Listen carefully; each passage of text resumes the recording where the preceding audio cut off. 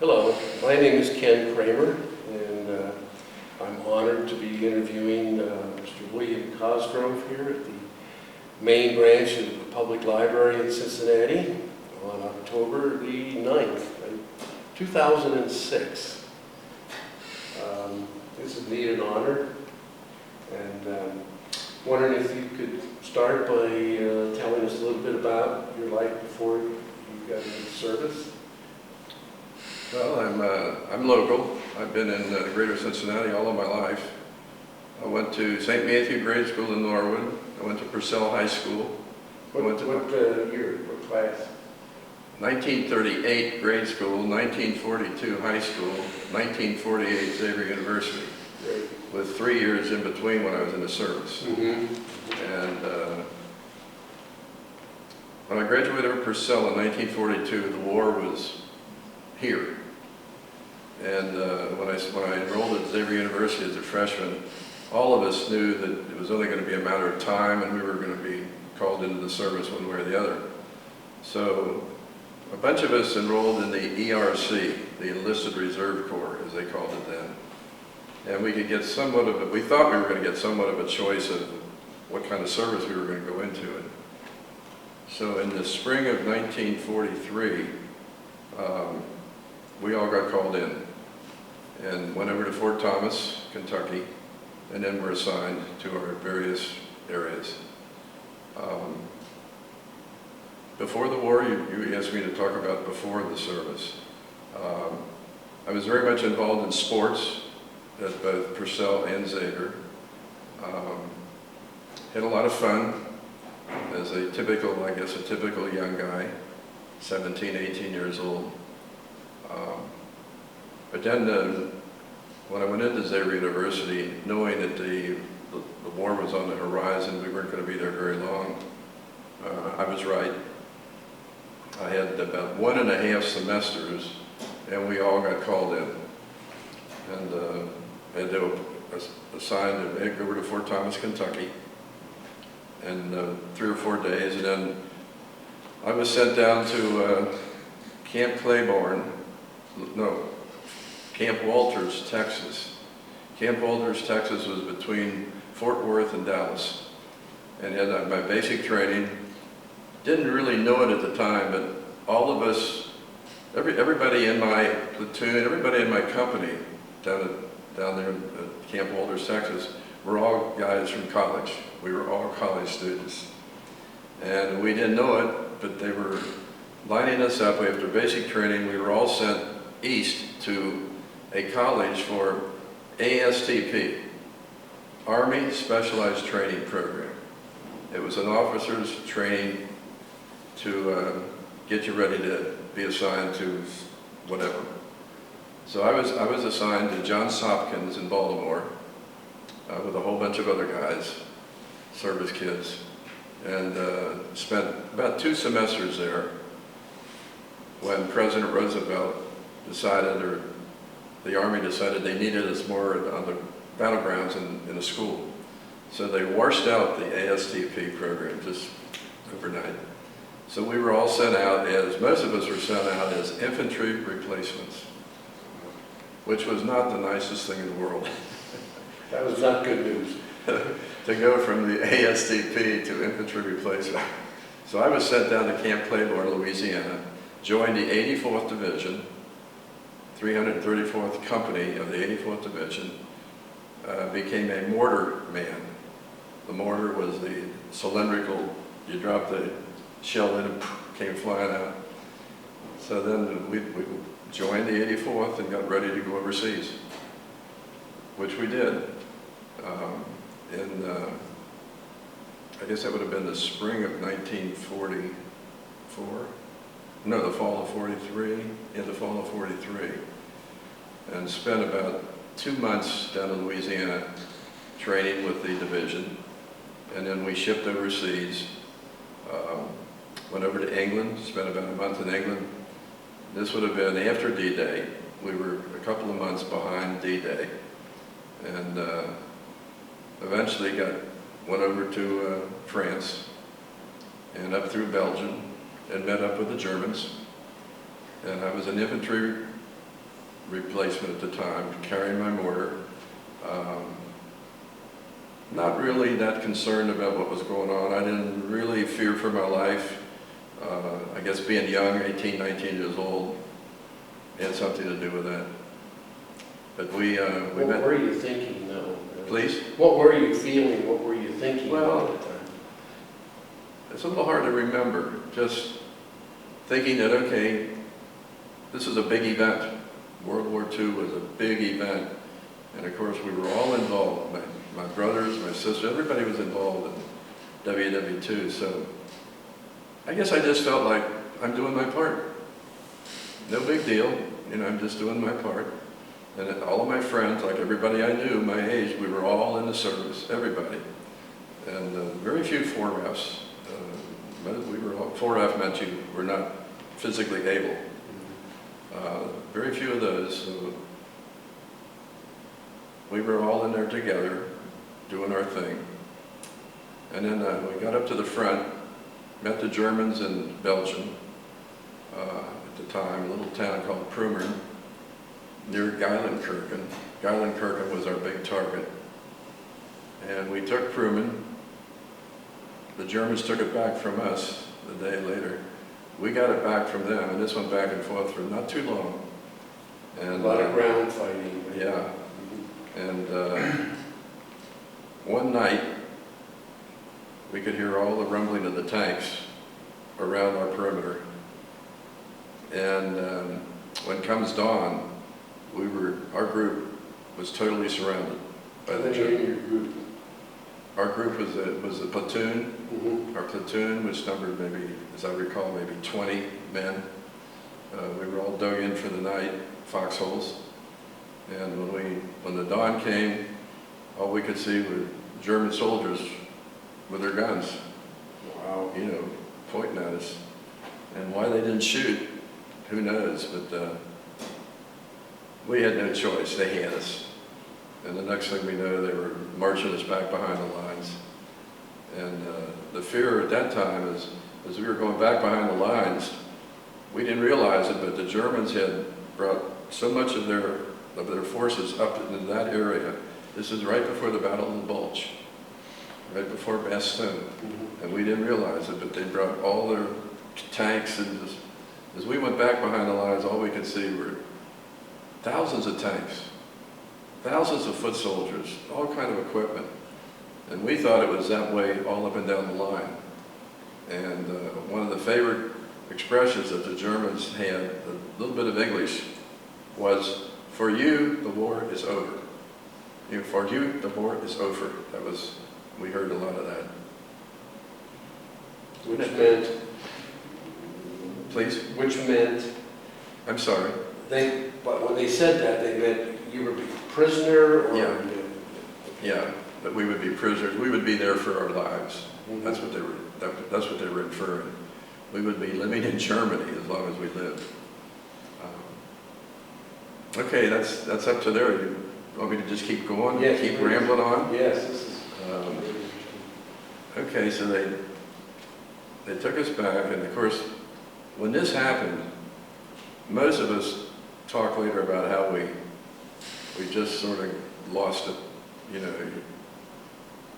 our minds were elsewhere. We didn't hardly realize what was going on. like almost being disoriented. You mean I'm a prisoner of war? The Germans have made me a prisoner? I'm never going to go home again? You know, your mind just sort of fluttered. But they took us back to a town called Krefeld. Prummern and Geilenkirchen were in Belgium, right on the border. They took us over to Germany to a town called Krefeld. How were you treated up to this point? Not bad. They were Not bad. not rude or abusive? Or? They just keep moving, you know. Mm-hmm. You had to walk home? Yeah. But no, they didn't knock us around then. They didn't push us around. And then we got to Krefeld, and we were there a couple of days. I can't remember exactly where we lived or how we lived, but the next thing I recall, they put us on boxcars. Shoved. If you get 50 people in a boxcar, we had 100. They just pushed us into the boxcars. Took us into Germany, to it. How long was the train ride? Yeah, How long? can't remember. Not too long, Okay. less than a day. Okay. Took us to a camp, a prisoner of war camp, and kept us there for, oh, probably, I was captured on the middle of November. That would have been 1944, November of 44. And they kept us there through Christmas, early the next year, early in 1945. They put us on boxcars again, and boxcars, we went up to Neubrandenburg, Germany, up near Poland, 60 miles directly north of Berlin. And we were sent there, we didn't know it, but we were sent there as a work group. Not too many of us, maybe 50, were sent out to an enclosure out in the city of Neubrandenburg. Not a prisoner of war camp, just an encampment. And the next thing we knew, we were hauling cement out the little, they call them lorries, little tracks, little like dumpsters. They would fill them with cement, and we would push these things out to the highway, and then they have some of their people take it from there and dump it. And we didn't realize at first, but they were breaking the Geneva Convention. The Geneva Convention said that prisoners of war you're not allowed to force a prisoner to do any kind of war effort. But we were actually building roadblocks, cement walls across the road. Of course, they didn't have any cars. Everybody rode a bicycle. But we were building these cement walls from one side with enough room for the bicycles and little cars to go through, but a tank could not get through. So these were tank guards. And when we found that out, one of my fond memories of that time is that when we found out what they were forcing us to do, we would put, when they weren't paying too much attention, we would put way too much water in the mixture. So when it would rain, the thing would start to crumble, it'd start to come down. And these were civilian Germans who were in charge of the effort. And when we think back, they didn't really seem to care.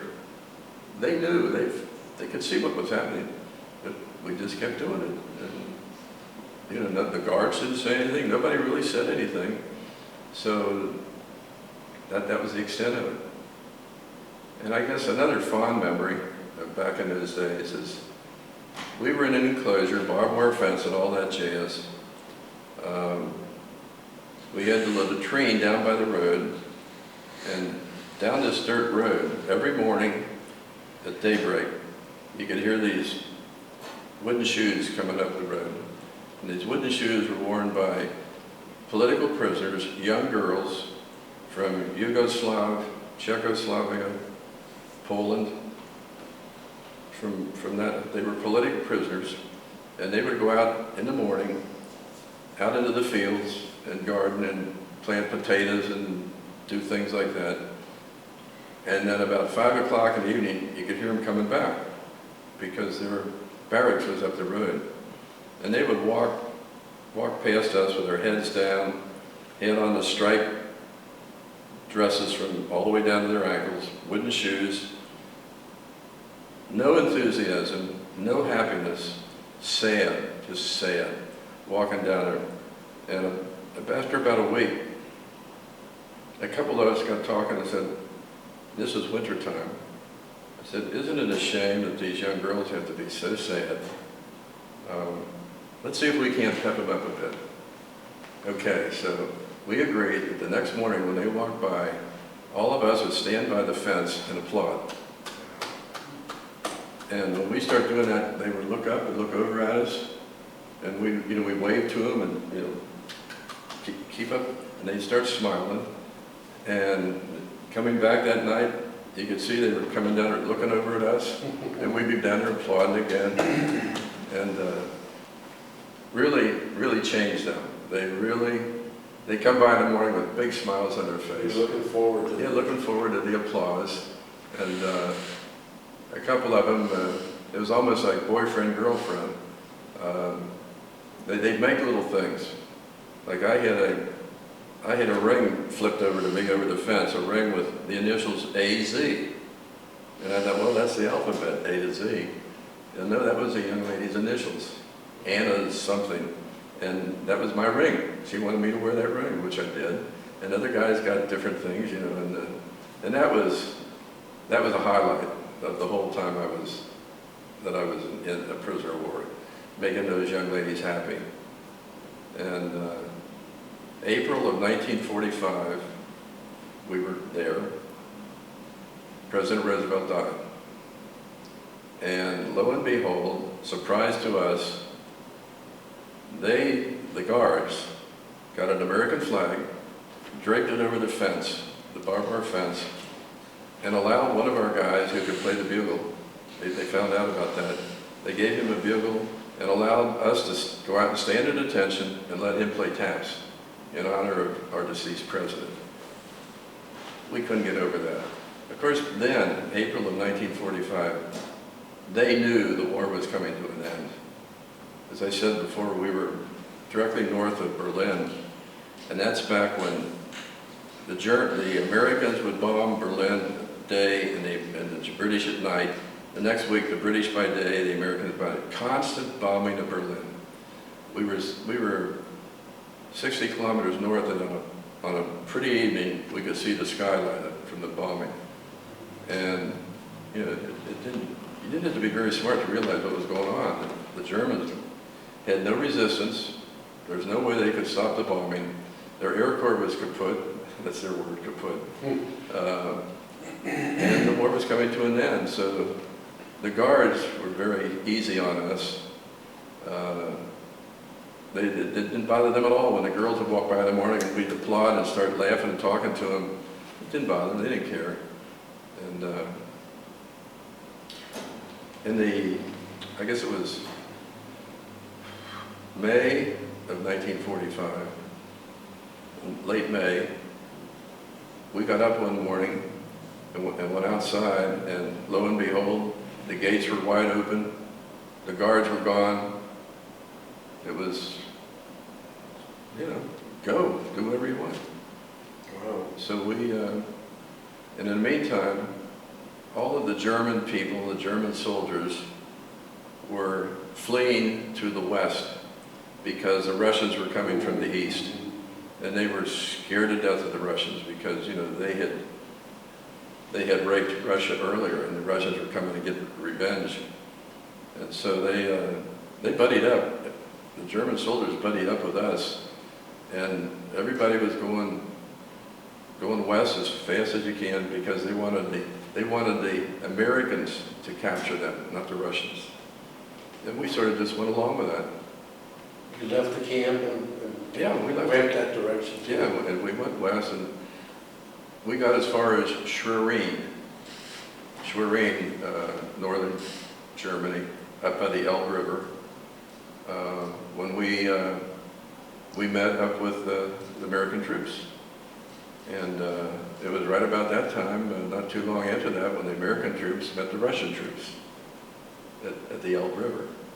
And that would have been like late May, June of 1945. So we were liberated. Ooh. And they flew us over to, I guess, Paris, back to Paris, France. And in the meantime, we hardly had anything to eat. I was going to ask you if you could talk a little bit about what it was like to live in, you know, day to day in a POW camp, what you had to eat and what you had to do. Yeah. We had potato soup almost every day, and you were lucky if you got a piece of potato. Mm. Most of it was potato water. Mm. We all lost weight, naturally. But again, we were, you know, 18, 19, 20 years old, healthy guys, and it didn't, you know, you were always hungry, but you got used to it. And we couldn't complain to our German guards or the people in charge because they didn't have anything to eat either. Mm. There just wasn't much to eat. Potatoes, that's about all they had. Very little, hardly ever had meat. I don't know if we had meat in 6 months. But so when we got liberated, the Americans would not allow us to eat much because, you know, our stomachs had shrunk. And if you gobbled down a whole bunch of food, you'd be in bad shape. So we had to just gradually eat a little more each day until we got our normal appetite. And next thing we knew, we were on a boat coming home. What activities did you do daily in the POW camp when you weren't diluting, putting too much water in the stomach? That's a good question. I learned to play bridge. I learned to play chess. We got Red Cross parcels. It's rather surprising that of all the bad things we heard about the Germans, the atrocities and all that, there were plenty. But they never tampered with our Red Cross pack. Everything that was sent to us, we got it.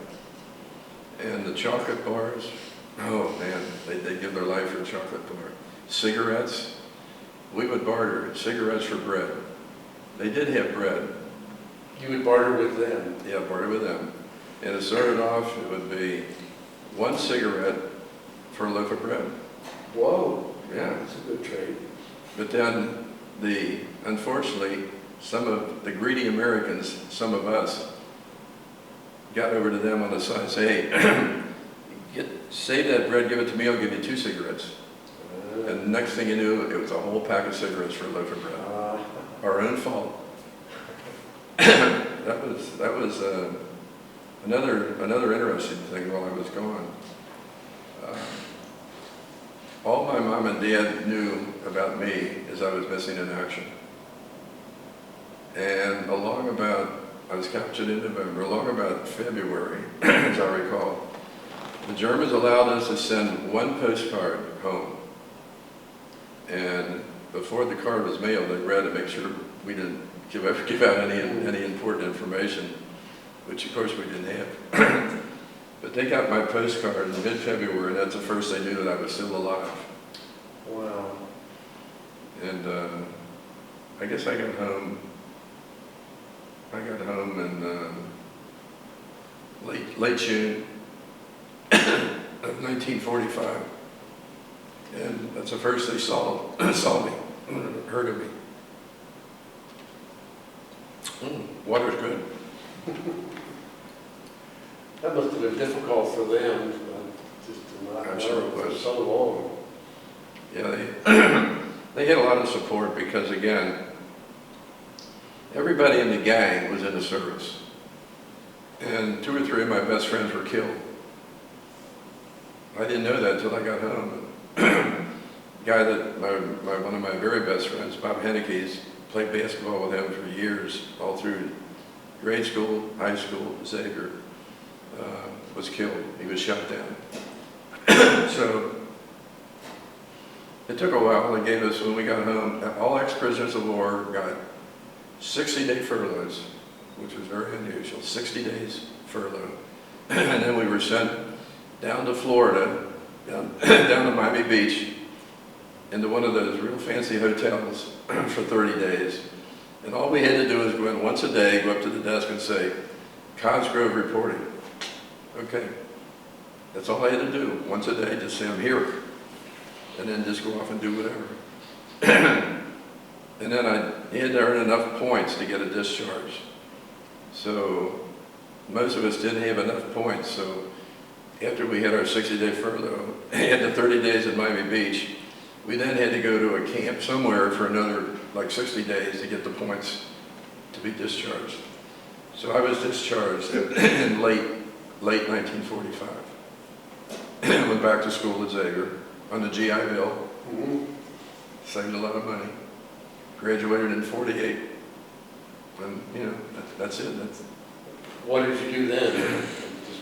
Well, after I graduated, I went to work for Blue Cross here in Cincinnati and spent my whole career with them. I retired in the mid-90s, a little less than 10 years ago. And right now I'm totally retired. Playing golf, working out. I volunteer at Good Samaritan Hospital and enjoying life. You were awarded the Purple Heart for Yeah. being a prisoner?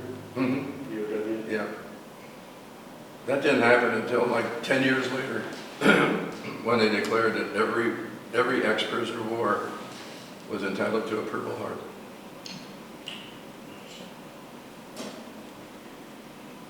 It's a fascinating story. Is there any anecdotes or that you'd like to mention that comes to mind, or things that happened during the time we haven't covered? Well, some of the anecdotes when we were prisoners, of course, the big one was making those girls smile. And watering down the cement. Yeah. And a couple of our guys were mule skinners. I don't know how in the world it happened, but one day they caught a couple of rabbits. These two guys caught rabbits in the barracks area, skinned them, built a fire, grilled them, and passed them around, and everybody got like one bite. That's about the only meat we had. That was quite an anecdote. One of our guys could speak fluent German. He would go every morning, instead of going out to work with us, he would go over to their office building. It was a big plant right near us, and be an interpreter. He would interpret for them. He became my bedmate. When we were so crowded that we would share a bunk about this wide, two of us in that bunk, until we, pardon me, I'm losing my voice, until we went out on the work party. Then we got an individual bunk for each of us. But his name was Romeo Mansuetti from Baltimore, Maryland, really a neat guy, could speak fluent German, and became one of our heroes. When we got released, when they opened the gates, there were about 5 of us that got together. Romeo was one. He knew, from being an interpreter in the office, he knew the countryside better than any of us. And he knew that down the road there was a farm where this man had a bunch of horses and carriages. So he went ahead of us, and he went down, and he talked this guy into letting us have a horse and a carriage. So we were like in luxury. We were going west, away from, towards the American troops, in a horse and buggy, 5 of us, because of Romeo. I kept in touch with him for a number of years, but I haven't lately. I haven't talked so much in one spell for a while. I'm losing my voice. But I started work. I started at Blue Cross in 1948, right after I graduated from Xavier. Got married in 1951. We had 8 kids. My wife died in 2000. Those 8 kids have brought us 18 grandkids. I'm a great-grandfather 4 times. So big on family, big on family. Our oldest is in Chicago. The other 7 are all in southwestern Ohio, so I get to see them a lot, which is nice. And right now things are going okay, but it's the world is getting scary. The whole world, what's going on, getting scary. Well, I want to say this has been again an honor for me to hear your story, and I also want to say thank you for all that you did to make the country what it is. You're certainly welcome. Well, I think this is nice what you people are doing.